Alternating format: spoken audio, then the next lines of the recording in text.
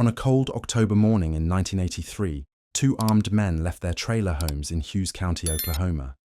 By sunrise, 18 Roughnecks lay dead across 3 oil field properties. It wasn't a drug cartel. It wasn't gang warfare. It started over a rigged contract worth 6 months of work. The fog hung low over the rusted derricks as rifle fire cracked through the darkness, and men who had known each other since high school pleaded for their lives. Dean and Bo Whitmore had once been ordinary men, churchgoers, fathers, neighbors. But desperation had hollowed them out, and betrayal had filled the empty space with rage. What followed wasn't vengeance, it was annihilation. 18 dead, 3 families destroyed, a community that would never speak of that night again. If you have the courage to hear this story, like and subscribe. Content warning: the following contains descriptions of graphic violence based on real events. By late October 1983, the sun barely broke through a cold mist over Hughes County, Oklahoma. The oil rigs that once made this land valuable stood silent, their pipes rusted from years of neglect. The coal mines had closed a decade earlier, and the families who remained lived in the wreckage of an economy that had simply walked away. The Whitmore brothers were products of this abandonment. Dean, 43, and Bo, 39, had worked the rigs since they were old enough to hold a wrench. Their father had died on a derrick in 1971, crushed when a cable snapped during a routine lift. The insurance company paid out $8,000. Their mother used it to keep the farm another 3 years before the bank took that too. Now the brothers lived in separate trailers on the same plot of land their grandfather had cleared in 1919. The town of Holdenville, population 2,500, remembered when the Whitmore name meant something. Dean had been a foreman once. Bo had run his own crew. But the rigs had slowed, and the work went to whoever would take less money. The brothers took odd jobs, collected disability when they could, and watched their savings disappear into the red Oklahoma dirt. The smell of diesel still clung to their clothes from jobs that ended years ago. The county road that ran past their property hadn't been paved since 1976. Every Sunday, they still gathered for family dinner at Dean's trailer, a ritual their mother had started and neither brother could bring himself to end. The Whitmore brothers sat around Dean's kitchen table on the morning of October 29th, eating eggs and biscuits in near silence. Dean's wife, Marla, had made coffee that tasted of metal from the well water, but neither man complained. Bo pushed his food around his plate with a fork that had lost one of its tines. Dean stared out the window at the fog. Their father's .30-06 rifle hung above the door, the same rifle he had used to hunt deer in the Ouachita foothills before the accident. Neither brother had touched it in years. The conversation, when it came, was about the Turner contract. Harold Turner had secured the maintenance agreement for the Sinclair wells on the north side of the county, the same contract Dean had been promised 3 months earlier by the site foreman, a man named Grady Ellis, who had known both families since high school. The contract was worth nearly $15,000 over 6 months. For the Whitmores, it would have meant survival. For the Turners, it was surplus. "Grady told me it was mine," Dean said, his voice flat. He shook my hand on it. Bo's jaw tightened. He had heard this story 4 times now. Each telling made him angrier. The Turners had 7 men in their crew. The Whitmores had 2. The numbers had made the decision for Grady Ellis, but the betrayal felt personal. Dean's son, Michael, had married a Turner girl 3 years earlier. They had a baby now, a girl named Sarah who had never met her grandfather. The family ties that should have protected them had instead made the wound deeper. That night, for the first time, Bo mentioned the rifles. The Turners had lived in Hughes County as long as the Whitmores. Harold Turner, 61, had started in the oil fields at 16, the same age as Dean's father. His sons, Ray, 40, Dale, 37, and Jimmy, 32, worked alongside him when there was work to be had. The family owned 3 trailers on a 10-acre plot near the Sinclair wells, close enough that they could hear the pumps clicking through the night. Harold's wife, Betty, had died in 1979 from a cancer that the doctors in McAllister couldn't name. He had raised his boys alone after that, teaching them the oil trade and the unwritten codes that governed it. You took care of your own. You honored your word. You didn't steal work from a man who needed it. But Harold had also taught his sons that survival came first. When Grady Ellis offered the Sinclair contract, Harold knew the Whitmores had been promised it. He took it anyway. "Dean'll understand," he told his sons. "He's got 2 mouths to feed. I've got 12. The Turner compound, 3 trailers arranged in a rough triangle around a shared fire pit, housed 18 people that October. Harold and his sons, their wives, 7 children ranging from 2 to 14, 2 cousins from Colgate who had come looking for work and stayed. On the evening of October 29th, while Dean and Bo Whitmore discussed rifles across the county, the Turners gathered for Harold's 62nd birthday. Betty's recipe for peach cobbler, made by Ray's wife Donna. The children played tag between the trailers while the men drank beer and watched the fog settle over the fields. No one spoke of the Whitmores. By November 1st, the decision had been made without being spoken. Bo cleaned the rifles that night, their father's .30-06, a Remington 870 shotgun that Dean had bought at a pawn shop in 1977, and a .22 pistol that Bo kept in his truck for snakes. Dean watched from the doorway of Bo's trailer, saying nothing. The smell of gun oil filled the small space, mixing with the cigarette smoke that hung in permanent layers near the ceiling. Marla had taken their daughter to her sister's house in Ada, a visit that Dean had suggested with unusual insistence. She hadn't asked questions. In 22 years of marriage, she had learned when her husband needed space. The planning, such as it was, took less than an hour. The Turner compound was 4 miles away by County Road, 8 minutes in Bo's Ford F-150. Harold's dogs, 2 German shepherds named Saul and David, would be the first problem. The brothers knew the layout from years of visits, birthday parties, and the shared labour that bound oilfield families together. They knew which trailer belonged to Harold, which to Ray, which to Dale and Jimmy, who shared the largest one. They knew that Harold kept a shotgun by his bed, and that Ray's oldest boy, Kevin, had started carrying a hunting knife on his belt. "We're not killing kids," Dean said. It was the first time either brother had acknowledged what they were planning. Bo nodded. "Just the men, just the ones who took what's ours." They agreed to leave at 2 a.m. on November 2nd, when the fog would be thickest. Neither brother slept that night. Dean sat on his porch watching the darkness, while Bo lay in his bed staring at the water-stained ceiling. The trigger event, as investigators would later reconstruct it, came 3 days before the planning began. On October 28th, Dean Whitmore drove to the Sinclair Wells to speak with Grady Ellis. The conversation lasted less than 10 minutes. Grady, according to a co-worker who witnessed the exchange, told Dean that the decision was business, not personal. Dean's response was not recorded, but the co-worker noted that he left without shaking Grady's hand, a breach of etiquette that carried weight among men who settled disputes with handshakes and honored contracts with nothing but their word. What Dean learned that day went beyond the lost contract. Harold Turner had underbid him by $800, a margin so thin it could only have been calculated with inside knowledge. Someone had told the Turners exactly what Dean had proposed. The betrayal doubled. Grady Ellis had not only given the contract to a rival, he had shared Dean's confidential bid with that rival first. In Hughes County in 1983, this was not a business decision. It was theft. "They didn't just take the work," Dean told Bo that evening. "They made me look like a fool." The shame, in many ways, mattered more than the money. Dean Whitmore had been a foreman. He had supervised crews of 20 men.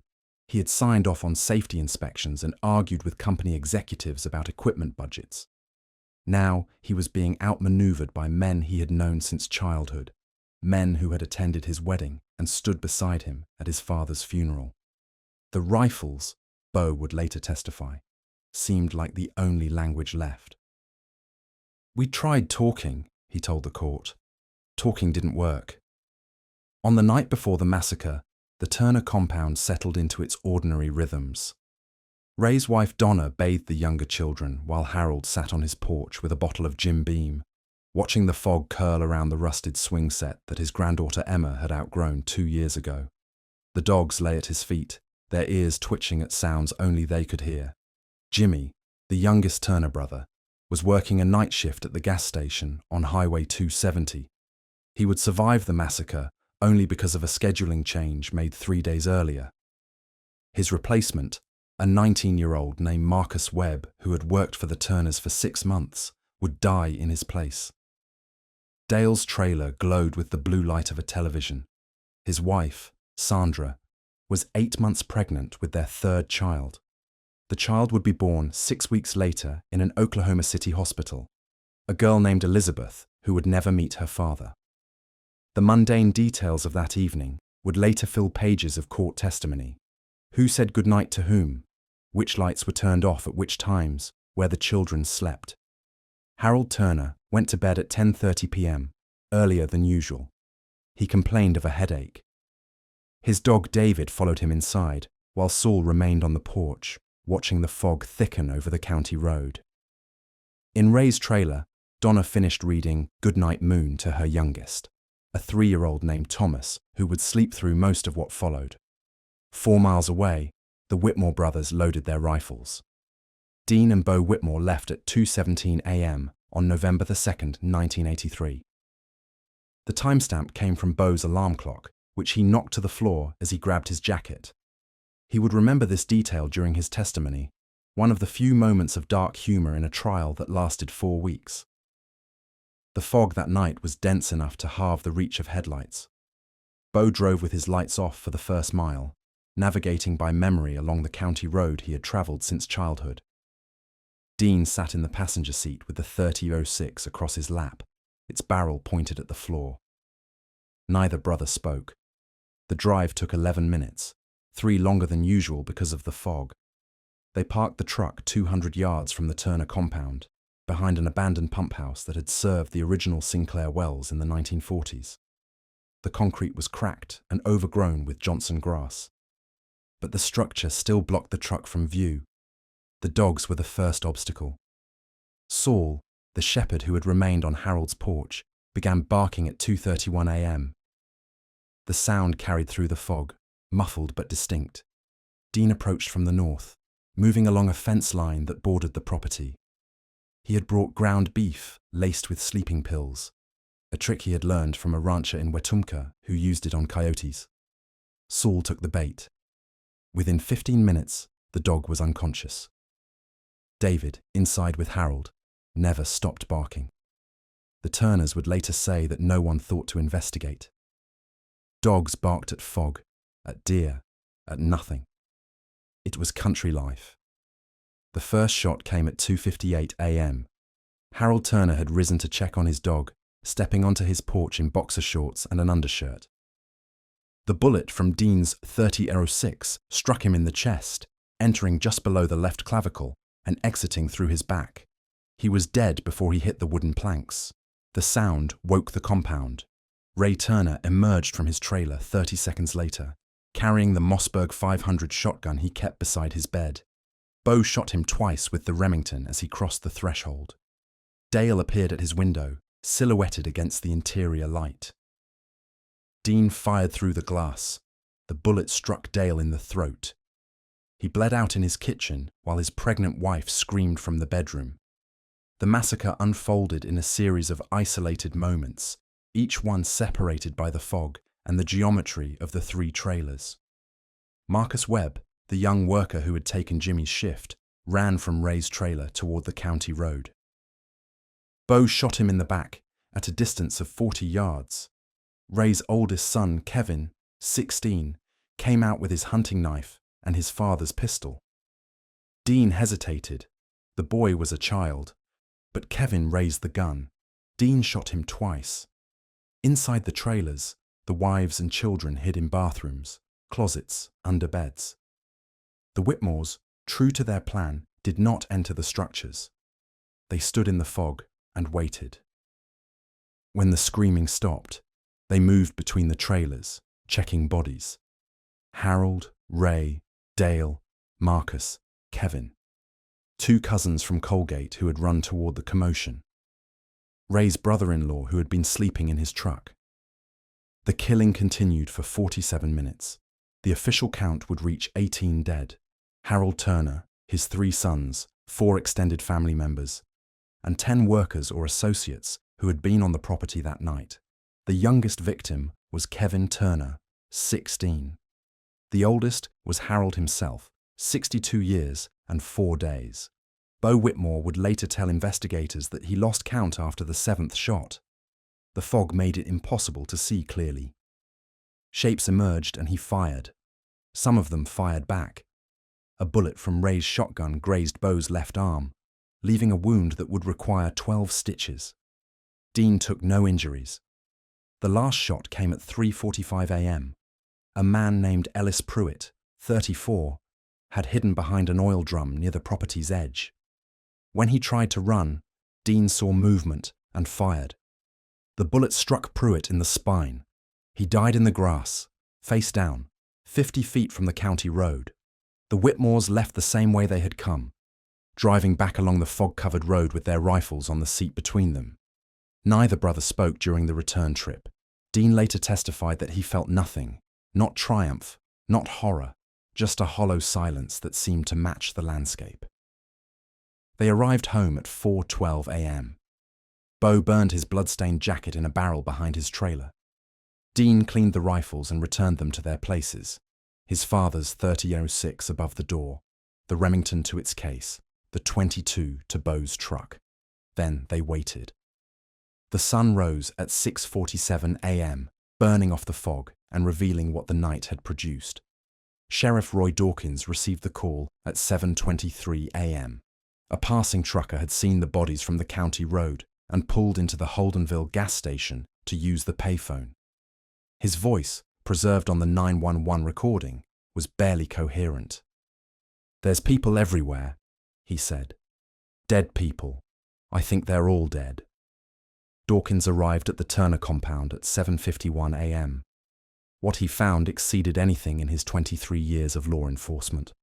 The bodies lay where they had fallen, some clustered near the trailers, others scattered across the property as if frozen mid-flight. Harold Turner was on his porch.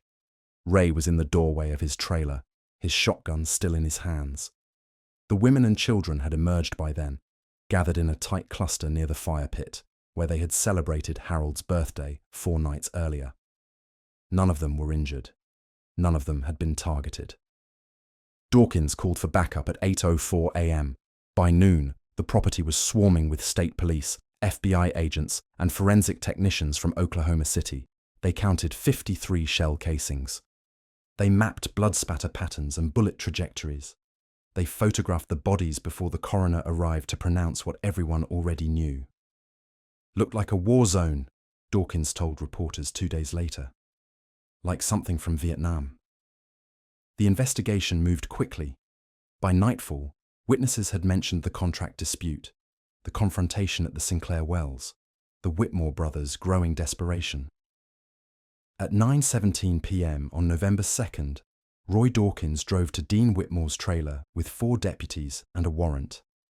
Dean Whitmore surrendered without resistance. He was sitting on his porch when the sheriff arrived, drinking coffee from a chipped mug that had belonged to his mother. The .30-06 rifle was still hanging above his door. "I figured you'd come," he said. Bo was arrested 30 minutes later at his own trailer. Less than 200 feet away.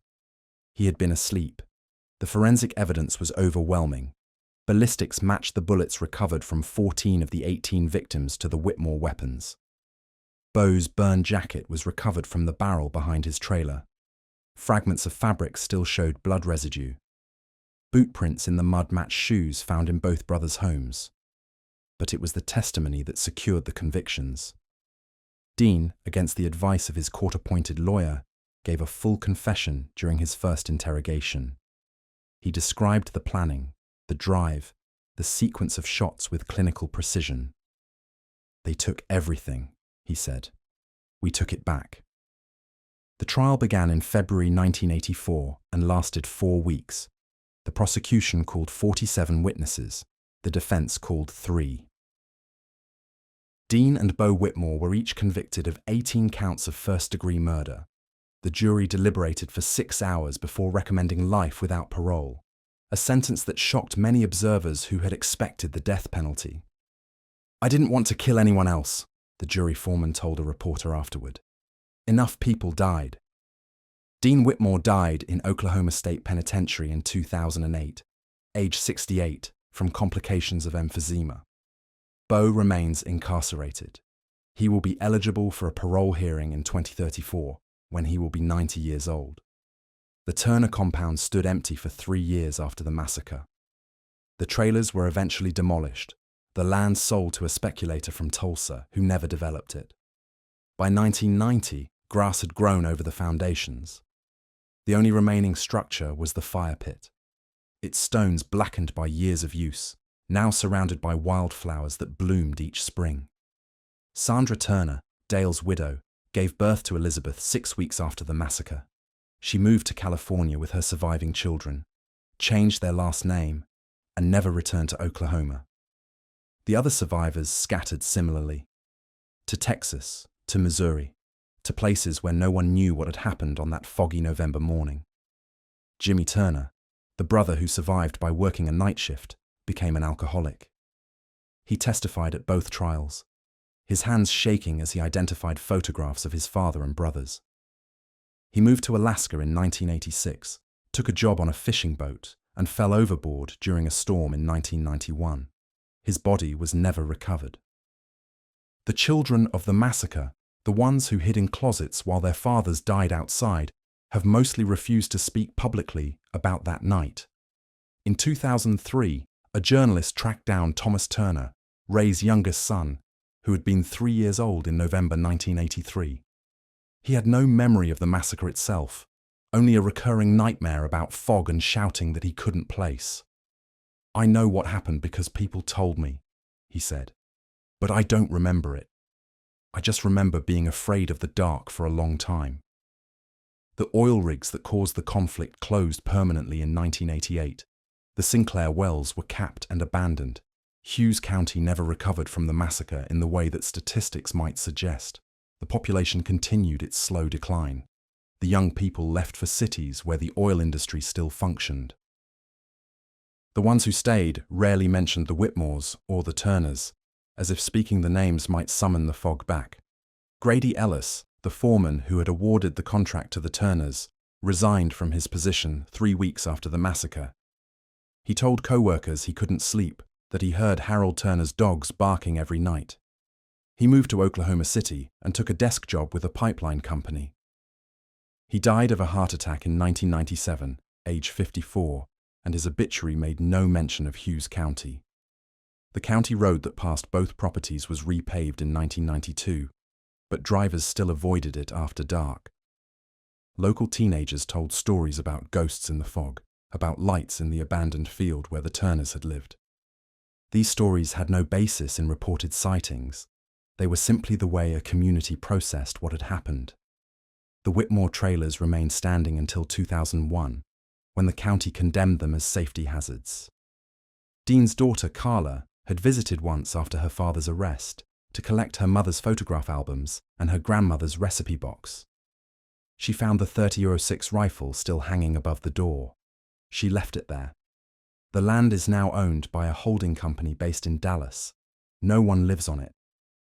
The grass grows tall each summer and dies back each fall, covering the foundations of the trailers where 2 brothers once planned a massacre over a contract worth $15,000. In the county assessor's records, the property is listed as agricultural, value undetermined. There are no structures to assess. On cold October mornings in Hughes County, the fog still settles over the empty fields the way it did in 1983. The oil derricks are gone now, dismantled and sold for scrap in the early 2000s. The county road runs straight and flat, connecting nothing to nothing, its asphalt cracked from decades of freeze and thaw. No one farms the land where the Whitmores lived. No one visits the overgrown lot where the Turner compound once stood. But the fog remains. It rises from the low places in the hours before dawn, thick enough to swallow headlights, dense enough to muffle sound. Old-timers who remember the massacre say the fog feels different now, heavier somehow, as if it carries the weight of what happened. This is superstition, of course. Fog is water vapor, nothing more. It obeys the laws of physics, not the laws of grief. But the feeling persists.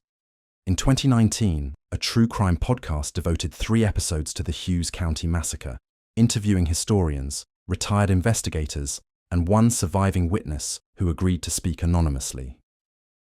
The episodes generated thousands of downloads, but no new information. The story had already been told. What remained was the silence that followed, the decades of ordinary life that accumulated over the graves, the children who grew up without fathers, the land that simply forgot.